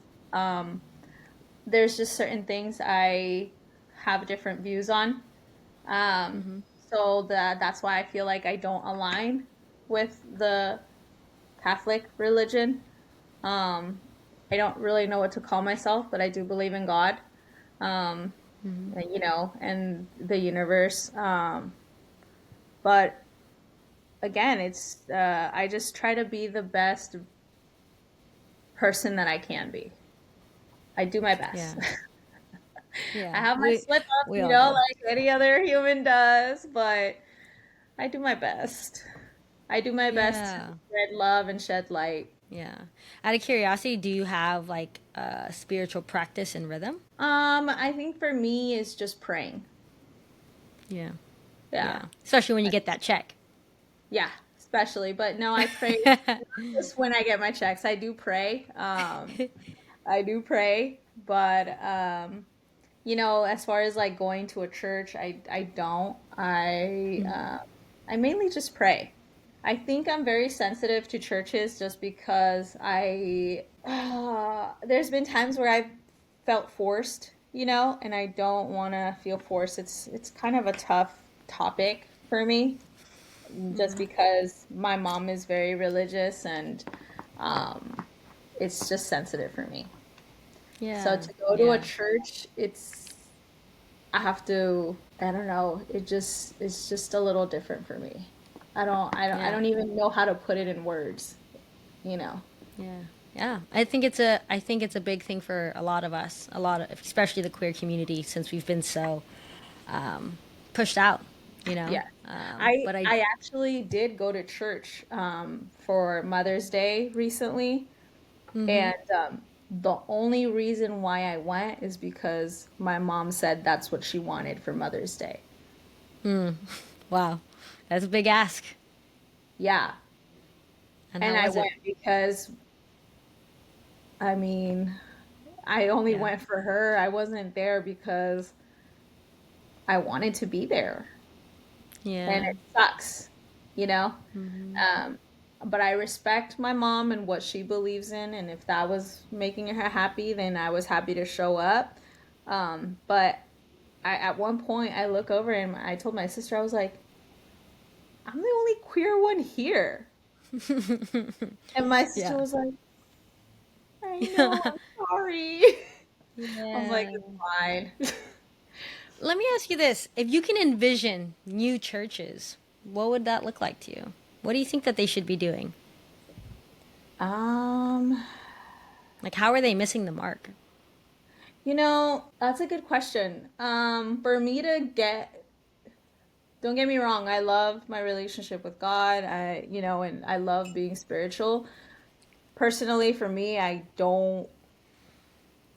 I've never really wanted to go to a place where it's like, this is the place, you know? So I can't even answer that. Yeah. Um, I think what's spiritual for me is like if we go on a trip and get away and, um, I think our conversations and our relationships with people that are aligned with you spiritually is beautiful. That I do love, but I think I don't crave it as much, so it's hard for me to answer that, to be honest. I wouldn't Perspective. know. Yeah. Can I provide maybe a different point of view? Yeah, please. You being a DJ and the way that you gather people is to some extent a church. Yeah, You there know, you go. we've we find our churches and our religions in different places. We've become religious about our sports teams. You know, we become religious about some people become religious about their dogs. You know what I mean? The way that we have rhythms with them, the way that we show up, the way that we care. Like, unfortunately, we just so happen to be a part of humanity during the past 100, 200 years that, like, we saw, like, mega churches and just saw, like, just a completely different side to them. I mean, churches have Mhm. always been traditionally, people always have something to say and do about it. But I think for me, in my perspective, and the way that I'm growing in my faith, is like it's some it's community. You know what I mean? And so we're just doing it in different ways now. You know what I I mean? But like it yeah. is, and let's be real, the queer community does church better than a lot of communities. You know what I mean? Like I have a friend specifically, like they gather once a week, they break bread, they support each other, they sing, they dance. You know what I mean? I'm just like, that's church. You know what I mean? Like it's a body of Yeah. people. It's not the four walls.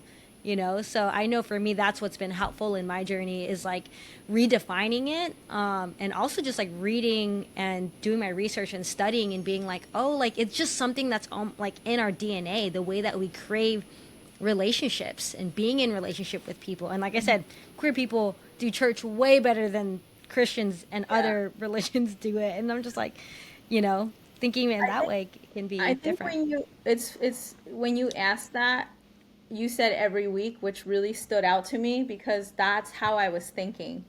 If I'm being realistic to you, I can't commit to being somewhere every week.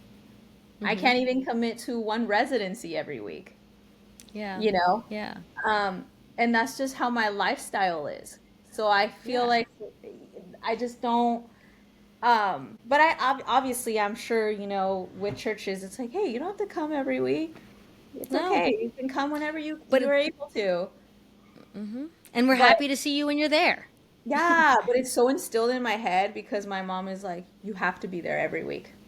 Right. And that's Catholicism. You know what I Yeah, mean? Like that's yeah, and that's yeah, kind of how I've reframed religion. It's more like rhythms. And as a DJ, you have rhythms. And as a DJ to get consistent income, it's important to have a residency at least once a month. That yeah. and we know as your congregation, if I want to see DJ Jocelyn, I'm going to go this Saturday at this place at this time. I That's a see. rhythm. That's Oh, church. yeah. You Well, know when what you I put mean? it like that, I did not think of it like that. Yeah, and that's Absolutely. what I'm saying. Most people don't. But like even, I mean, the friends that you have, the community that you have, you're like the two friends that you said Letty and Jess, I believe. Like you probably Yes. see them every 2 weeks. I don't know. Maybe they have Yeah. a meal. Yeah. That's a They so do. They feed me. We call it our powwows. That's what we call it. yeah. We call it our powwows. But I am so heavy on being friends with people, or having friends that bring value to my life, and not just that, but peace. Yeah. That And bring peace, that are that support you, that give love, that motivate you. There's like, I could literally talk about all my friends, and I can tell you, like, I don't feel hate whatsoever. yeah. Yeah.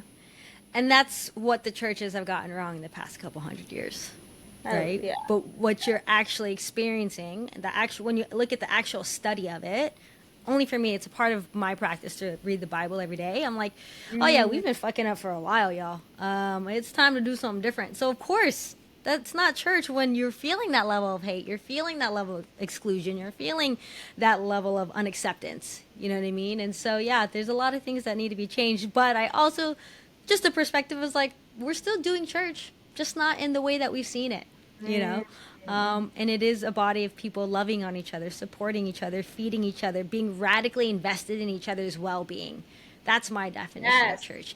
It yes, should be a place of rest and peace. yes, And so yes. when you walk in and When you you don't put it feel like that, when you put it like that, then I'm going to church because you are all the time, and you're cultivating church every time you DJ, except every when they time. drinking alcohol, though. Let's talk about that. I don't know if you know this, but I'm sober. I stopped drinking roughly around the time that I cut my hair short. So in July, in August, it's going to be a year since I stopped drinking. Wow, what Um, what brought you to that decision? my career. Yeah. Um, I like to be productive, and now that I'm getting older, if I have one or two drinks, I can feel it the next day. Um, Yeah. Also, like, I'm constantly working on how I'm feeling, and it lowers my vibration when I drink. And Mhm. I don't want it to Mhm. lower. I want to feel Mhm. good. I want to feel focused. And there was times I was like, okay, if I'm going to be working in this field, I need to either learn how to control it Mm. or just not drink. So I was Mm. like, well, let me just stop drinking then. Let's just see how I feel, because I Wow. went through situations where I was drinking, I was making some really bad decisions. And I was Yeah. like, if I want to be a better person, and I keep telling myself that I'm not going to do certain things anymore, then I really need to back up what I'm saying. Yeah. You know, Yeah. you really gotta. I'm like, Jay, like, I've talked to myself. I'm like, what are you doing here? Mm. Do you really want Mhm. to be the person who you say you want to be, or because you keep making the same mistakes? Mhm. And Mhm. alcohol was part of that. So, you know, aside from many reasons why I stopped drinking, it was just losing. I was just not focused. It messes up my productivity the next day. So I just stopped Mhm. drinking in general, and it's helped me for sure. Yeah. I was gonna ask, like, have you seen any major shifts because of it? And Ah, Yeah, let me ask you that. What shifts have you experienced? I say this because we're coming from a background, a brown background. I don't know about you, but the Mexicans I know like to drink. So that's one. And then it's we come from queer hard. community, where we're always drinking. You know what I Oh mean? And yeah. then you are also in the industry that Oh yeah. encourages drinking. So Oh yeah. you're really flipping the switch right now. But Yeah. I want us to highlight that why we're a part of these cultures that encourage it and we're wanting to suppress, right? And it lowers because of the harshness of the world. So it makes a lot of sense. So just those three communities that you're a part of and cultures you're a part of ask of that of you, unfortunately. But you've decided otherwise. And how has that experience been? Like, what are the major shifts that has happened? It's been great. I have energy. You're It's like, I've been great. great. Dude, it's been Yeah. so great. I have energy the next day. I wake up feeling Mhm. fine. Um, Yeah. I'm aware of the things that I do. You know, if I'm out Hmm. drinking with friends, I'm actually aware. There's not one time where I'm just like, I no longer wake up being like, why did I do that? Oh my gosh, why Right. was I acting like this? Oh gosh, I don't get those calls Yeah. anymore like you were doing this, you were doing that. It's embarrassing Yeah. sometimes. Like Hmm. sometimes, yeah, it's Hmm. funny, but sometimes it's like, dude, Yeah. why? Get out of that, So, Yeah. um, I just feel good overall, physically, Yeah. mentally. Yeah. Um, one of the DJs, I don't, you know who Von Kiss is? You Yeah. know who Von Kiss is? Okay, so I had a gig with her, and I was like, "Hey, do you want a drink? I'll bring you a drink." And then she's just like, "Oh no, no, thank you." I was like, and then I was just like, "Do you drink at all?" Because I think that had been like the second time that I had a gig with her, and she's like, "No, I don't drink at all." And I was just like, "Oh, okay, cool, I respect it." So that night got me thinking. It's like if she can do it, and she DJs all the time, and she's established, and she's well off, why can't you? Mm. So, her sobriety really had me question myself like, yo, I think I can do this. Mm. Um, Mm-hmm. but I feel great. Yeah. Yeah. I love Yeah. that. I love that. You were mentioning and these are I see this is the thing with me. I always say last two questions. I try to set myself up, but I'm such a curious cat. I just I grew up as an only child, so I'm just so fascinated by humans. I love people. I love stories, and I can't help but yeah, That's just be beautiful, Crystal. curious. That's beautiful. You really do learn a lot when you get to know people, for sure. Yeah, yeah, that's I'm just like so I appreciate you for sharing your story because again, I think about my younger self and I didn't have role models. I didn't know who to look to when we looked at TVs and watch MTV Music Awards. I was like, I didn't see us. Like, I saw versions of us. We Oh, got Lisa that's Left Eye, right. we got a Leo, we got Missy Elliott, we got the Brat, but like, I didn't. I didn't put two and two together. So it's just like I have to be so obvious It's to so let different folks know, now. like, so They have different. Billie It's Eilish. They have Billie Eilish. They have who else do mm-hmm. they have? They have They Kaylani. have a lot. Yeah. Yeah. Yeah. But like the masculine center part, the masculine presenting part and the with the softness is not I don't see enough of it still. And that's Yeah. literally why I'm like this platform keeps wanting to exist because it's like beyond the representation, it's so much more than the representation, Jocelyn. It is and we're getting to the end of this conversation, many conversations, but it's like how can we be us beyond what the world has told us who we are. And that's why for you it's like I love getting to know your story because it's like you're like I've literally always been this way, but the reality is most people at one point or another start to become otherwise and they start becoming how the world wants us to be and they start falling into all these things because we have so many intersecting identities. It's very Mhm. confusing to tap in and be like, who am I really? And so I think to acknowledge like it seems very natural in the way that you stayed true to yourself. It's not the same story for a lot of people. A lot of people will have to crawl out of the holes that the world has put us in. And so, like I said, for you, that's why I come back around. I'm like, well, how did you cultivate that? How do you garner respect for yourself? How do you, and there's some people who are just are lucky enough or have practiced it enough that's like, I just don't know how to be any other way. You know what I mean? And that's so beautiful to see. And like, how do we get others to that point? Because I know in my experience and my research, I'm just like, us specifically, this very specific vessel and avatar in the world is struggling. And that's why, like, even right when I got back to you and telling you that story of that person I ran into recently, I was like, man, like, how can I help them more? And I can't do it by myself. I need more of us. You know what I Yeah, mean? To know that it's possible. absolutely. And I think also with you doing this puts more of us um, on a platform so that people don't feel like they're alone because you're saying how do we help them get out of it. I think it has a lot to do with who you surround yourself with as well. Mm-hmm. Mm-hmm. Do you have friends that give you that support? Do you have friends that you know allow you to be yourself without apologizing? So if you don't have that, then I can see how people can be lost in translation and Oh my can get gosh. lost. I mean, that's one thing I admired from you in general, right? Like just your strong relationships, your strong friendships. That's a whole other conversation, Jocelyn. Like right now we're living in the loneliest of times. So the fact that you have this community, it's like, dang, how do you cultivate that? How do you be in a relationship when it's hard? How do you I'm a reconcile? lover How do you girl.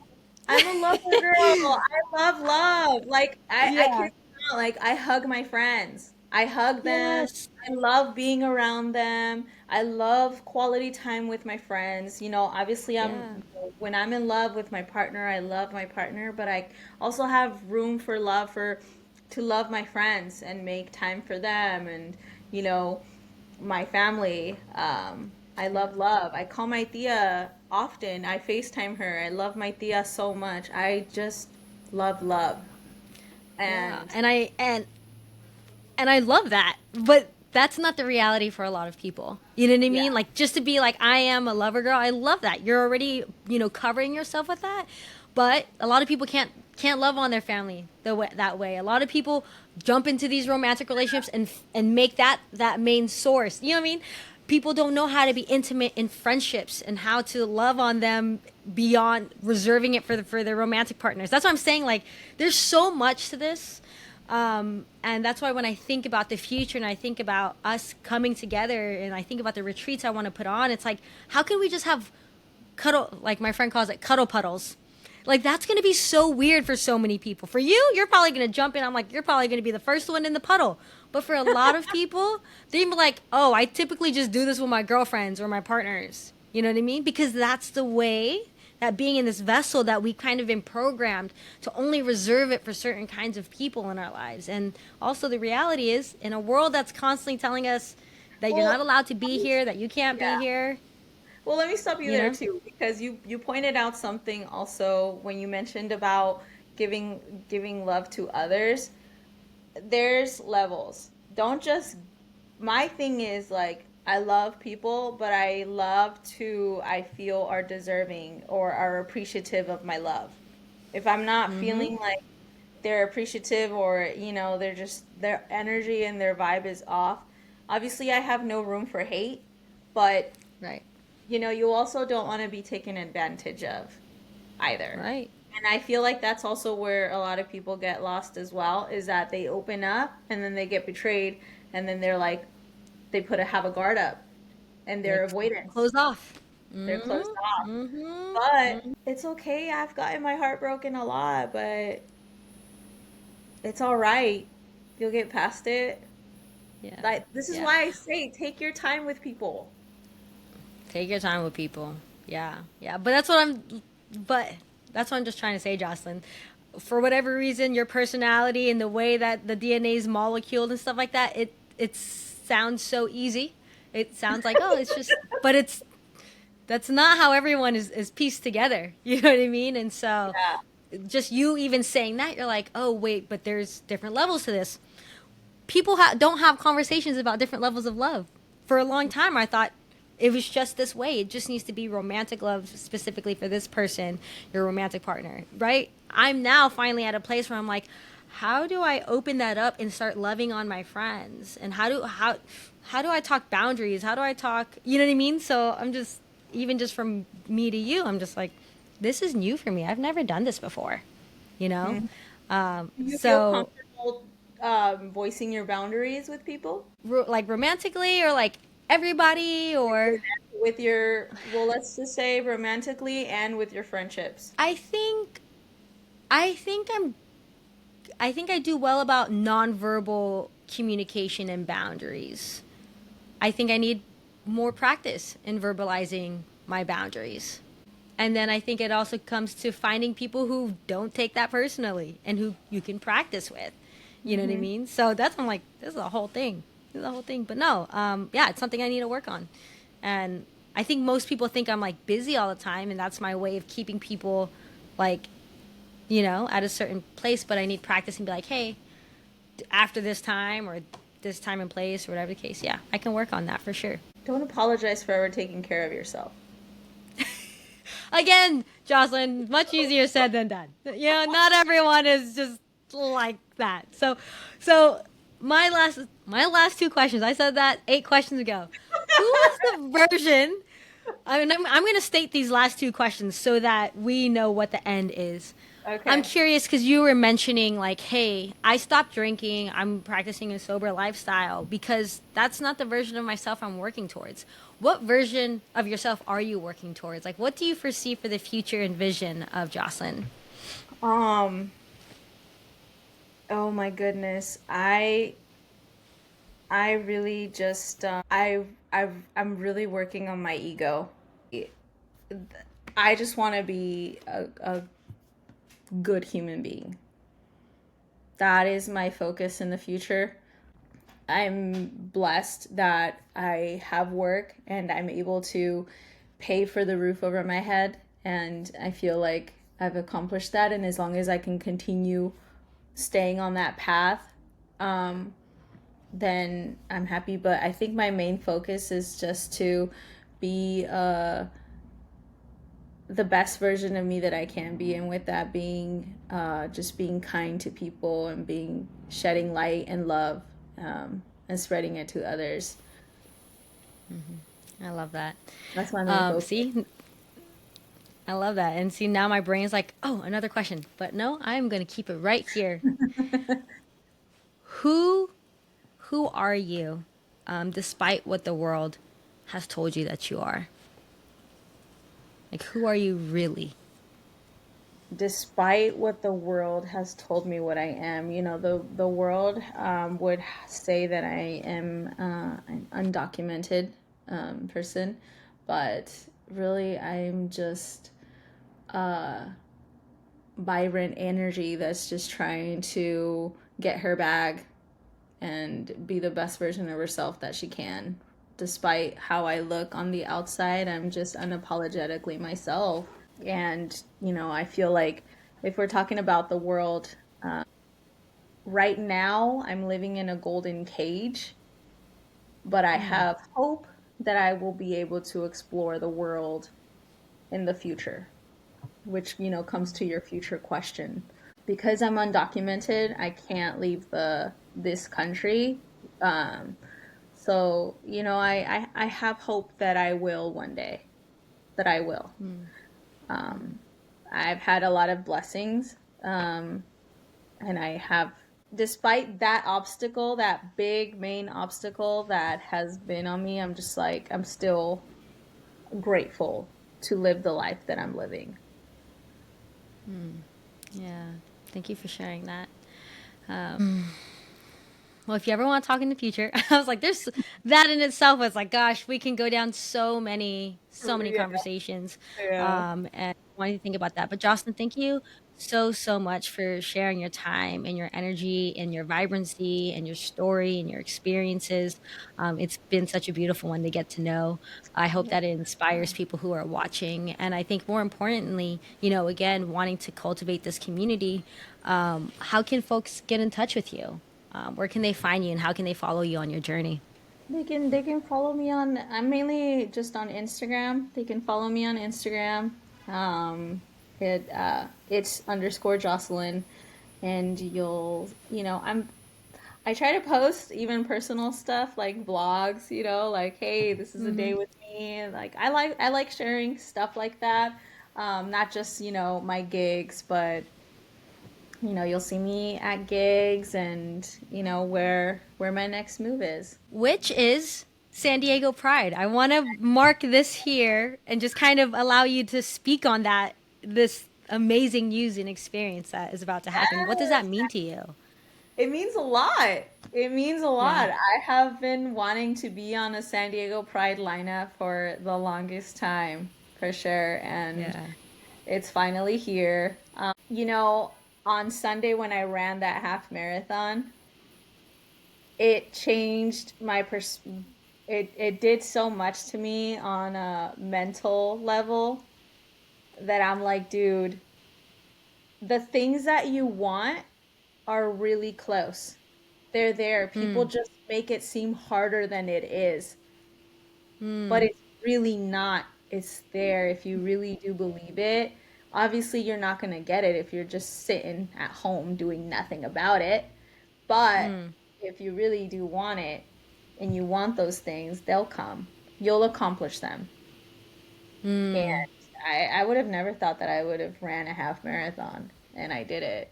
I think I'm still on such a high that I ran that thing because I never thought I would do something like that. Um, but it gave me the confidence I needed in life, where it's like if I really want to go for something, I'm gonna attempt it. Well, Jocelyn, is there any last words, any last thoughts or words of wisdom that you can share with her before you Um, head on out? trust your intuition, protect your peace and your energy all the time. If you feel something is off, really make the effort in getting to know people. And if you feel like they bring value to your life and they teach you a lot and bring you nothing but good energy, love, and peace, then hold on to those people. And they're out there.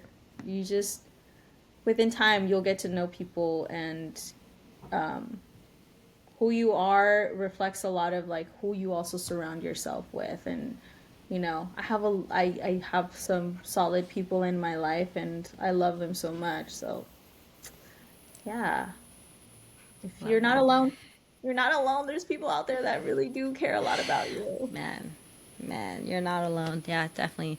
All right, y'all. Well, thank you so much again, Jocelyn, for being here on the show. Y'all, I hope that you enjoyed this conversation.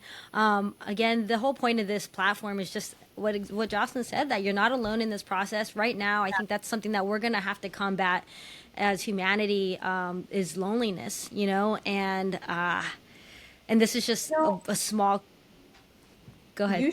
you should get us together so when people that do feel alone, they come and they meet other people like us, and you can create your own. Uh, Yes, yes, this is definitely in the works. It's definitely in the Yeah. works, and so that's why again this platform just wanted to exist, y'all. So I hope that y'all enjoyed this conversation. I hope again that you just see that those possibilities that you want. Jocelyn is a great example of that and going for it. And I just hope that you all feel supported in your journey. And so again, the platform's called Tomboy International. The podcast is called Leading the Pack, and this is the Softboi Summer Series, where it just shows how you can both embody the duality of masculinity and femininity, and how important it is to continue to stay soft in the world that's trying to make us hard, y'all.